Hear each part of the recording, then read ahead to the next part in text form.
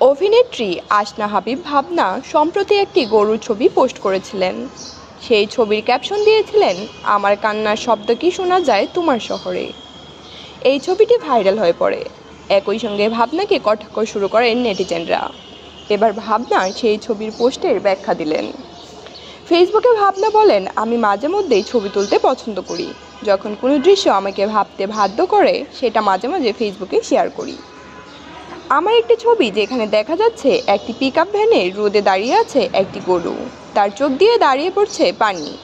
সেদিন ছিল তীব্র দাবদাহ, গরমে দীর্ঘ সময় থাকার ফলে অবলা প্রাণীটি ভীষণভাবে কাঁদছিল। বুবা প্রাণীর কান্না আমাকে ছুঁয়ে যাচ্ছিল। ছবি তুলে আমার অনুভূতি প্রকাশ করি আমি।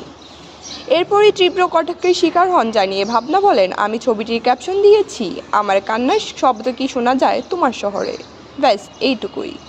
তারপর কিছু মানুষ শুরু করলেন আমাকে হেয় করা। লিখতে শুরু করলেন, আমি চামড়ার ব্যবসায়ী, আমি নিজে একটা গাবি, আমাকে লাথি মারতে মারতে ইন্ডিয়া পাঠানো উচিত, আরও কত নোংরা নোংরা কথা।